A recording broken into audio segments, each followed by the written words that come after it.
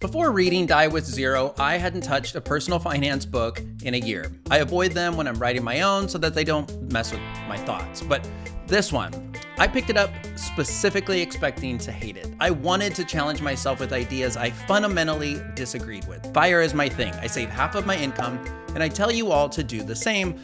This book told me to do the opposite. So, of course, I had to read it.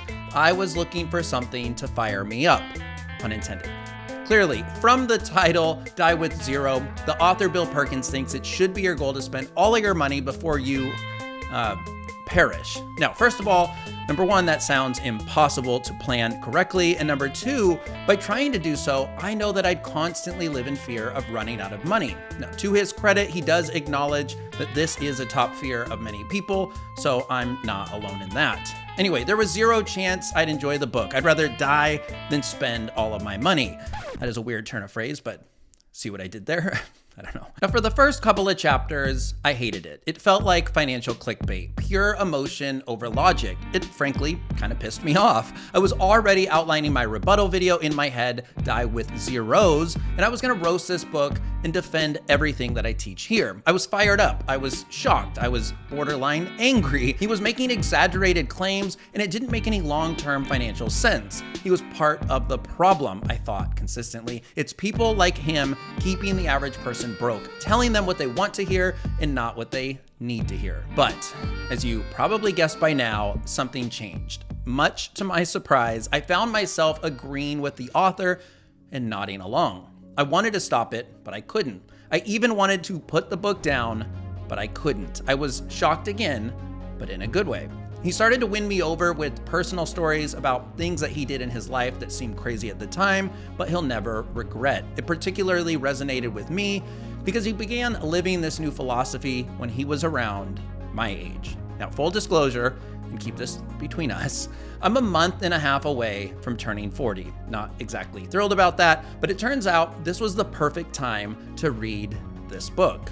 You see, my 20s were about figuring out what I wanted to do for a career and being completely oblivious to all things personal finance. My 30s have been defined by turning my financial life around, building my wealth, and teaching others how to do the same. I also got married, bought a house, and had a kid.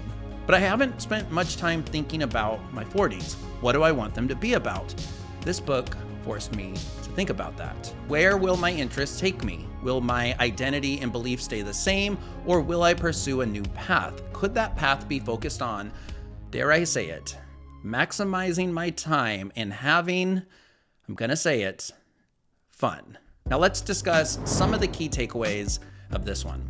Die with Zero, it's like a slap in the face to the standard FIRE approach. It says to stop endlessly deferring happiness for a comfortable retirement, because by then you might not be able to enjoy it.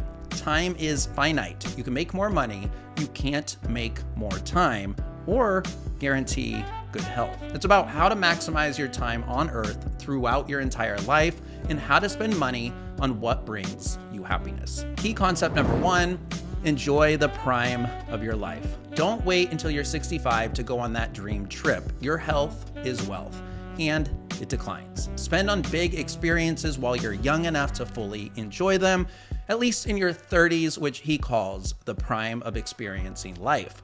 Where did his mindset originate for Bill? It was when he was a junior finance worker. He bragged to a coworker about saving nearly every penny, but the unimpressed coworker asked him why he was saving money for his older, richer self. After all, the idea of the job was to move up and earn more. He shouldn't hoard the little amount of money that he was earning.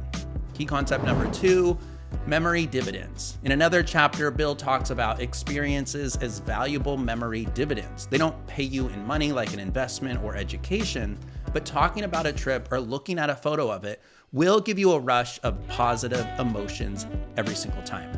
Your life is the sum of your experiences, so prioritize investing in memory dividends. Experiences keep paying you emotionally for life. You'll never get that from buying more stuff. Key concept number three, spend evenly. So how exactly do you spend? How do you do it most effectively?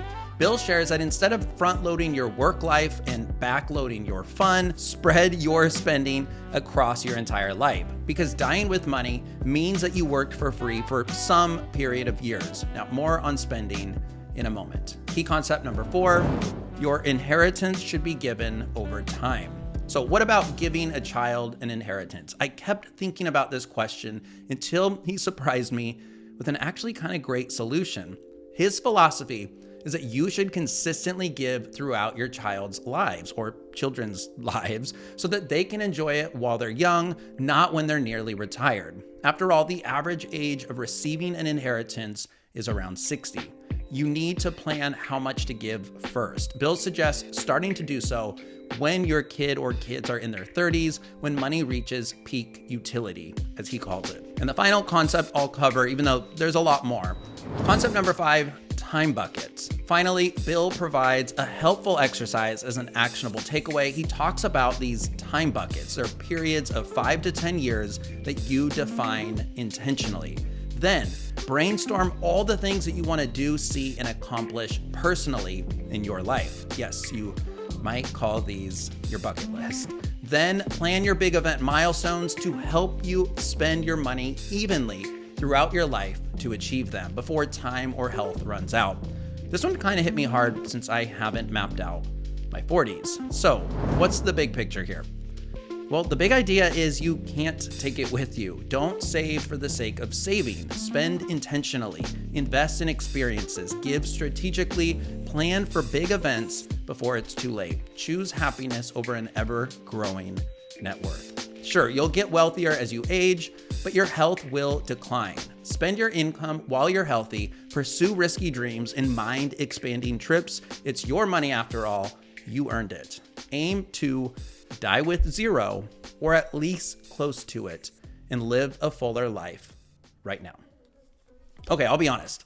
Die with 0 isn't for everyone, but I think everyone should at least wrestle with these ideas, especially if you're pursuing FIRE, as I am.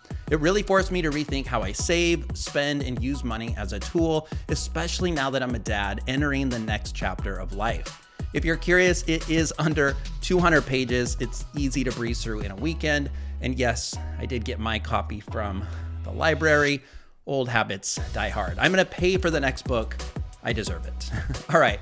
I'd love to hear from you. Have you read Die with 0? Do you agree with these lessons so far? Or do you think it's all crazy? Do you get your books from the library or buy them? And tell me what book I should check out or break down next. And seriously, should my 40s be the decade I actually try to live this philosophy out? Should I focus on spending and making memory investments? I'll take, by the way, any and all advice about turning the big 4-0 soon. My name is Frankie. Like if you liked, subscribe if you loved, and I hope to see you on the next one. Thanks. Click here. You'll like it.